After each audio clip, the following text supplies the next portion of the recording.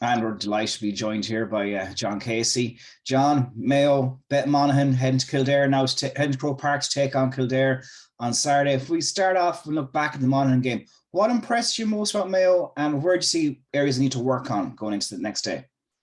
Wow, that's a $1 million question, really. Look at here, there was passages, I should say, even in the second half where worrying. I think we went a full 20 minutes without scoring and stuff, and it took our old reliable Leroy to come up to kind of stop the rot, so to speak. But looking back at it again, I didn't watch any replays or didn't see it, so I'm just going from real-time experience here. Very disappointed in Monaghan, really. They were chasing the game. Mayo were ahead, and were Mayo 4 or 5 ahead at one stage of the second half, with lots of time to play, and Monaghan sat back and Mayo passed the ball laboriously across the field. I don't know how many times. I think the crowd were actually getting bored. I nearly fell asleep personally. So we put that down to the heat. Yeah, it was a lot to do with the heat and a lot to do with boredom. But look at that. Wasn't really massively Mayo's fault. They weren't the ones chasing the game, needing scores and stuff. And you know, you answer your question. What impressed you? You know, forward line worrying again. Not enough scores, Colm. Definitely not enough scores. I think it was 2 points from play we got from our forward division, 3 if you count Darren McHale coming on. Yeah, that's it. That's not a good return. And you know, you're talking about having Leroy, Paddy Durkin and Owen McLaughlin having to come up and get scores. But positives point of view, Aidan O'Shea was very good.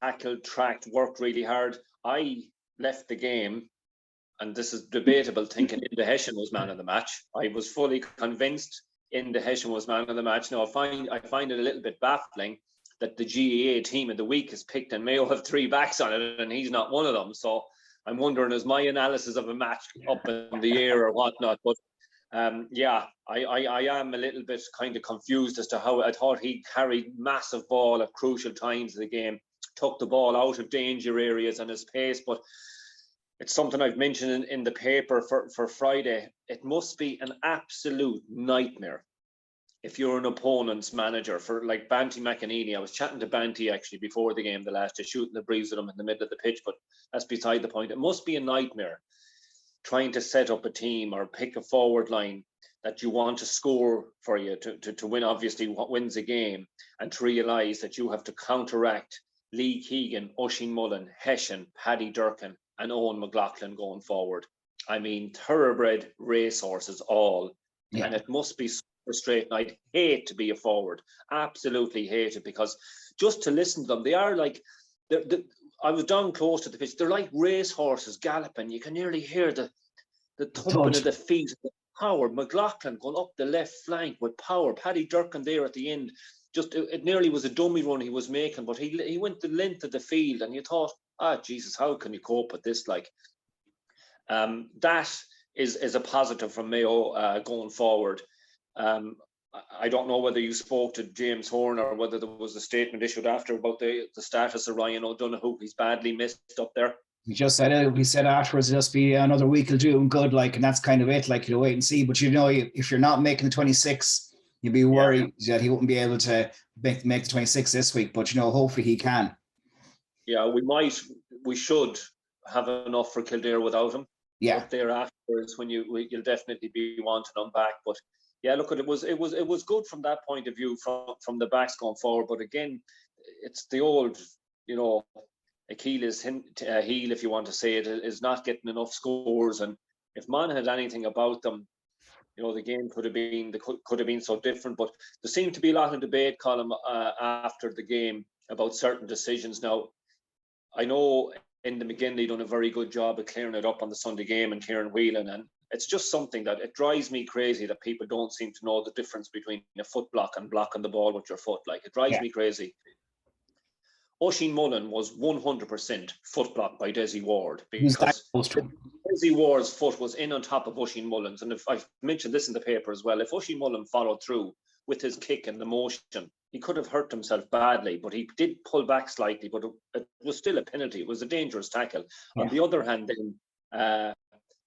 hand, then I think it was Colm's block on, I think it was Sean Jones, if I'm not mistaken, number 26 substitute. There was massive distance between. There was about 2 meters between Colm, and it was brave to big. Yeah, he flung himself big. Yeah, there was a huge gap between both players. So Monaghan can have no complaints about that decision. However, the last one, the Leroy rat tackle, and it's funny. I'm only 10 minutes ago off the phone to a rep from Goldcrop by the name of Joe Leonard, who's an uncle of Conor Leonard, the Monaghan substitute. And according to Joe Leonard, Conor Leonard's uncle, Leroy said to Conor Leonard after the game, "I got away with one there." So yeah, what he does, like, if that was out past on the 21-yard line, it would have been a free. It was, of course. We definitely got away with one, but from his Monaghan, I suppose, perspective, he was basically saying, "Look, we would have lost an extra time anyway." I'm not so sure, because there was still a couple of minutes to go with that game. If that penalty was given, if that penalty was given and went in, but yeah, I think we definitely got away with one there. But it was a kind of a mixed afternoon for the referee. There's not too often, whenever you hear both sets of supporters coming off the field after a game giving out about a referee, then it kind of is a little bit worrying. But the worry from Mayo is the scoring threat. You realise how crucial Ryan O'Donoghue is. And again, we mentioned he was on the subs the last day, but didn't come on. Jordan Flynn, not sure what the story is with his status. So we might have enough to get away against Kildare. But without them, we should. I mean, they played a belter of a league game. Mayo actually, Kildare have a little bit of a bone to pick with Mayo, because we effectively relegated Kildare. More or less, yeah, that day. In Carrick and Shannon the last day. So that was a high-scoring game, 20 to 18 points. But if you look at the makeup of what Kildare have done so far, to beat a very poor Louth team on a big scoreline by 16 points, 222. Struggled enough against Westmeath, just about getting over the line, scoring 121, but conceded 215. That's a big score to concede. But God, we're all wondering whether Kildare or Meath, or one of these teams, are going to try and close the gap against Dublin. And God, above that Leinster final was just deplorable stuff. I mean, yeah, 5 goals. Was it 5 goals in 23 minutes? I mean, it was absolutely. That shouldn't happen. I think at one stage there were 5 to 4 points up. I mean, to score 5 goals, like a mother of God, against a team that has aspirations of going well. But the difference, Dublin are so good at executing goal chances and creating them. Mayo, we'll never beat Kildare by that amount. Never. I mean, Dublin were 16 points at half time. Do I think we're good enough to beat Kildare? Absolutely. I'd have given a better chance against Kildare than I would have against Monaghan the last day, because I just thought Monaghan were seasoned, battle-hardened, and Kildare, of course, have to come into this game now on the back of that. I know they ended up scoring 115 eventually against Dublin. But sure, Dublin were in wind-down mode from 25 minutes in. Like, Dublin were gone into cruise control at that stage. So it makes for a fascinating afternoon. Of course, there's the big drama over the venue choice. Mayo supporters not happy. If we take a look at, I suppose we'll look at supporters in a bit, but for the Mayo team, Croke Park probably is where they want to play. It's where they play their best, big wide open space. It'll suit Mayo to play there. So for the team, they're definitely going to want to play there. Yeah, management will want it, team will want it, and for reasons I mentioned earlier about that rampage and athletic half backline or backline we have. So they're going to love that. Imagine if Owen McLaughlin had a little bit more composure. He'd ended up with 1-2 the last day. Probably man of the match. He missed a good point from the open side of the pitch on the left-hand side. He was disgusted after it. And as I said to somebody beside me, he's like a good forward. He said after missing it, he started limping, pretending he was hurt. He's learning from the lads in training anyway. Looking down at the ground to see what he accidentally kicked. And of course, if he had got the goal, it would have been a brilliant goal. That was a great move. You're looking for positive. I think it was Orm that fetched the kick out. Brilliant pass into Cian O'Connell. Brilliant fetch by O'Connor. Brilliant layoff. Brilliant run by McLaughlin. Poor execution to finish. Everybody is given, begging the credit for it. I think it was the shot was straight at. little bit more composure. Like you put Ryan O'Donoghue in that situation, there's only one place that ball is going to end up, and that's the back of the net. So, yeah, but the venue will suit Mayo. It will suit, of course, Kildare. It's their second home. I don't know. They probably haven't played too many games outside. But right now, Glenn Ryan and I suppose that golden management team that Kildare have at the moment with all their former stars will be right now trying to design a plan to numbers back to stop that half back. I keep saying the half back line. It's the whole back line, really. You know, Stephen Cohn doesn't venture too far forward, but the rest of them just come at will, and that's a real worry going forward. But it was good again. I mentioned Aidan O'Shea. There you go. Like Aidan O'Shea, high performance the last day, but Matthew Ruan gets on team of the week. So, like, I mean, they might have. I think maybe it was Aidan's pass back at the end to lead that they might have taken him out of that. Yeah, but it was great to see him back tackling and tracking again, and just being his rampage himself. And there was another actually big call that was made in the Monaghan game. I know we're jumping back from Kildare to Monaghan. The games are coming thick and fast, but yeah, the black card for Conor McManus in real time. I said no way, terrible call. I was talking to Colin McMiniman at half time and James Nallen. All of us agreed, no way, black card, terrible call by the referee. But weren't we all proved wrong? It was a great call by the referee. A little subtle right leg lift by McManus to absolutely intentionally trip Aidan O'Shea as he was bombing forward, and that was a big change and turning point for the game, because Mayo hadn't scored. We were losing 0-2 to or 0. We were losing 2-0 at that stage. Your man, the mullet guy, Gary Mohan, had started really well. Kicked two really good points early on, and Mayo needed a little bit of a settler, and that was the start of them growing into it. And McLaughlin got his point, then Killian, of course, kicked the free, but that was a crucial point. We hit Monaghan for 1-3 while McManus was gone off, so that was an absolutely crucial part of the game. But I'm going back again to the fixture thing, and I go suiting Mayo doesn't suit Mayo supporters. No. Traveling up and down, everybody is on about the price of everything, the price of accommodation. You can't get it. Apparently, it's too late to get a train home. Yeah. So that's so, and like it's very inconvenient for people. And then you have the other burden, and whoever wasn't thinking, and you and I spoke about this the other day. Our minors are playing in an All-Ireland quarter-final the following day against the same opposition in a different venue. Like, could they not have waited to see how the minor thing went on Monday evening, and then decided, right, Mayo are playing Kildare in an All-Ireland minor quarter-final. Mayo are playing Kildare in a round 2 qualifier and senior. Let's bundle all them games together in a nice country venue, Tullamore, Hyde Park. The place should be heaving in the rafters. And you'd imagine some of those minor supporters. I mean, we can talk about the minor game again in a little bit, but them supporters that were a huge crowd at the minor game on Monday evening, all of them guys would have probably gladly been in Croke Park or wherever at the senior game. But now they're probably going to make the choice, going, geez, you know what? Sore on the old pocket. It's tough being a Mayo supporter financially.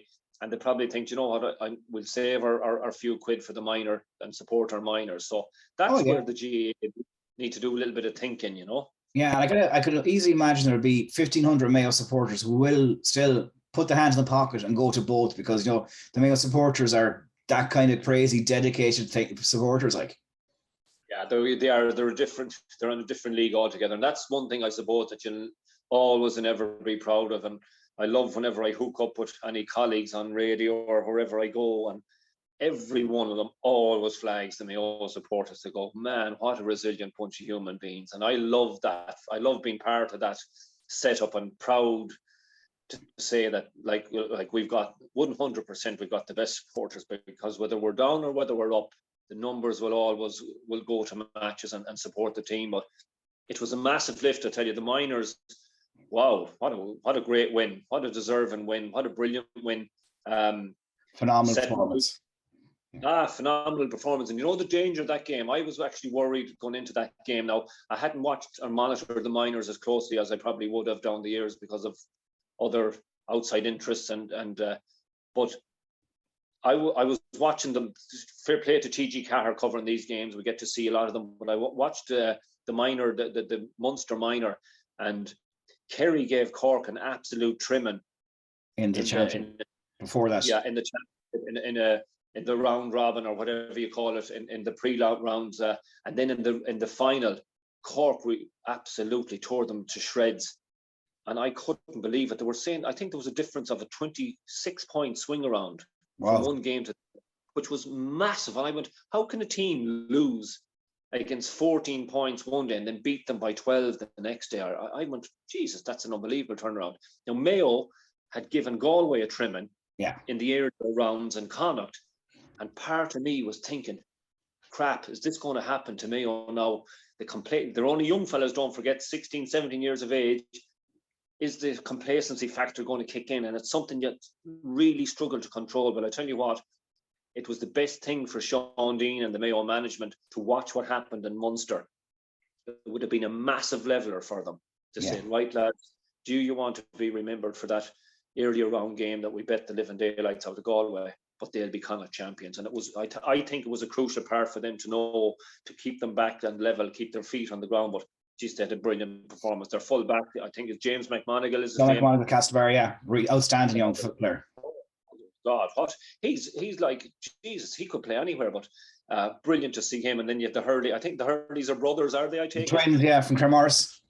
There you go, like Niall, 5 points from play. But it was good as well to see my old teammate Kinney Mort's young fella Rio playing cornerback. He's got all the swagger of his old fella. So they've got a really strong team. And my own first cousin Mandy Kane, her own son Jack, and a fine point of Vinny Kane, fine score, and he's playing in the middle of the field. So yeah, look at here, they've got a very strong team, and looking forward to see how they progress. And again, hopefully the Mayo supporters that manage to make their way, anyone staying in Dublin could go home via Tullamore on Sunday. Yeah, and I suppose another thing for the minor teams, like after they won that game against Galway and Tuam, they had a 3-week break to wait until they played Galway in the Connacht final. Then Galway had 2 more games before they had played Leitrim in the last round robin game, because Mayo played the first 4 weeks in a row, and then they played then Galway had a semi-final against they had a semi-final to play as well on top of that. It's like Mayo were waiting around cold, and it was actually interesting talking to Sean Deane after the match. We go like, how did you prepare for that? And he goes, by the time they were back in Castlebar from that win in Tuam in the round robin, they had a, as he called it, a pre-championship game, not a challenge game, lined up against Kerry for the following weekend to keep themselves ticking over. Like that's the kind of detail and plan they put into it, and obviously it's really paid off. It has. Look at here, it was massive. They were so comfortable on the ball, so they were really good, aggressive tackling. And I'm already hearing people telling me about wait till Niall Hurley and Tommy Conroy end up in the full forward line for Mayo in 2 or 3. And this is what people are coming into the shop all week talking to me about, and how good they were. But certainly, your man McMonigal, I presume in Colm, but I don't know. I presume none of them lads are doing their leaving cert. That are a little bit younger. No. Or is there any of them? No, they wouldn't be. A few probably doing their junior search, but wouldn't be doing their leaving search. Yeah. Because, I suppose I know there is the year difference in minor, but I suppose we were doing leaving cert and playing for the Mayo minors, and there used to be a break. You used to have any football because you get your leaving cert. That was back in the olden days, as they say. But I was very concerned. I went, imagine now going in as a parent, watching your young fella togging out in a Connacht final, and to pick up a wrist injury and you're leaving cert on in 2 days' time. But yeah, I imagine that they're all a little bit too young to be doing the leaving cert. But anyway, great performance. How old does it make you feel to see one of your teammates, young lads, playing minor? I know, like I actually, do you know what? I didn't realise it's 30 years. I played in the Connacht minor final, and I'm going to tell you what a really good team. We had a really good team, and we absolutely blew a Connacht final against Roscommon. I'm just trying to name players that were on our team. There was myself, Tony Corcoran, Kenneth Mortimer, David Nestor. I'm missing loads here. I think Kieran Mack. Yeah. I'm going to name about 10 fellas that represented the Mayo senior team. We had such a really good team, and how we blew. We lost to Roscommon in McHale Park by a point. we missed so much. And oh Lord God, it's actually one of my biggest regrets in football, because I thought we had a really, really good team that year. And of course, 3 years later, we went on and ended up winning. The very same team. We won the 21s 3 years later and ended up losing the All-Ireland final. But yeah, it certainly is one of those things that I regret, is never winning a Connacht minor title. So well done to the young lads. But I suppose as well, it kind of shows that the way it's gone now, that there's a round robin stage, because you forget, like when you were kids, like, you know, you go out playing for Mayo, your first big day out, you know, you don't know how it's going to go, and things mightn't go your well, and it could be all over. Like, you know, whereas at least now there is the round robin, they're getting 4 games at minor level to reps of Mayo. We never had that. Never had that, and we were off. Look, it's actually, now that you remember, Martin Carney, of course, former RTE pundit and now with Midwest Radio, was our manager at the time. I never forget, after that match, we lost against Roscommon. I don't know whether I was to feel good or bad about this, but he came into me in the dressing room afterwards and he said, if you played in the first half like you did in the second half, we'd have won by 10 points. So, I obviously had a much better first half than I did second half, but yeah, look at here. But it's great to see them. But again, it's great to see them getting plenty of football. But again, they could have been given a lot more exposure. I mentioned TG Caher already. Fair play to them for giving that to them, but they should be playing in front of the scene. That was the one thing that we really enjoyed. Yeah. Was the crowd, and to know that we're sitting in with the seniors are coming out on the pitch afterwards, and that's like a big thing for a young lad, to know that you're going to be buzzing and everything. But I think is it 30 years ago? No, it wasn't. The crossbar was broken, Roscommon, was it? In McHale Park that day, yeah, I remember when the Roscommon had pulled it down. In Roscommon, yeah. Yeah, so that's, yeah, look at here, it's amazing memories. Like, they're memories you never forget, really, and certainly the lads that are after winning the final on Monday, they won't be forgetting that in a hurry. I hope they go on now. I hope they go on. Before I let you go, are we expecting a double victory from Mayo at the weekend? We're hoping for it. We're expecting it. 100%. We mentioned there a big. Kildare have conceded quite a bit. We've a really strong. It's funny enough. I know another Westmeath fell in the shop, and he reckons if we this is how confident Westmeath have at the forward. He said we could give our forward line to Mayo's back line, he said that'd be some team. So he obviously thinks the Westmeath forward line are better than the Mayo forward line. So yeah, they did score 215 against Kildare Westmeath. But yeah, Mayo will certainly need to be putting more over. But when you've got a back line like that, Aidan O'Shea looks to be back to his pomp again, which is great to see. Matty Ruwan returning to his form of last year, and them lads coming forward. But yeah, it'd be interesting to see whether or not. You don't want to take a chance on Ryan O'Donoghue if he's not ready yet. But yeah, certainly want something more from the forward line. But I think the minors certainly will be on a high after their big win. And Mayo certainly, I feel sorry for the losing provincial finalists. Yeah, it's tough to come out, but when you take a drubbing like that, and Limerick as well. But here's another very interesting one, Colm. An awful lot of people, like for Cork, to get to an All-Ireland quarter-final in the qualifiers, they've had to beat Louth, and they're playing Limerick on Sunday. If Mayo get to the All-Ireland quarter-finals, they'll have to beat Monaghan and Kildare, 2 fairly big enough hitters. If Armagh are to get to the All-Ireland quarter-final, they've beaten Tyrone, they'll have to beat Donegal. Now, that's what you call the short straw. So, you know, Monaghan are out of the way, Kildare next, hopefully. So, and hopefully the minors win on Sunday as well. Yeah, and it's nearly as complex now to figure out who we want to win to make sure we stay in probably the quarter-final draw away from the Kerry and Dublin side. That's the next thing if we do get through. I'm presuming, because I normally know these things, but I'm presuming that the winners of the round 2 qualifiers, it's an open draw. They can get anybody. Like Galway can't play Roscommon again, and so so Cork can't play Kerry. So it all depends who comes through that. You know, it depends on, so it depends on how it goes. Mayo could end up being forced nearly into the Kerry and Dublin side of it. Dirty. Yeah, so we'll get over Saturday evening first, and we can worry about that then. We'll worry about one thing at a time. John, thanks so much for your time. We'll chat to you next week. Be good. I'll talk to you. Thanks a million.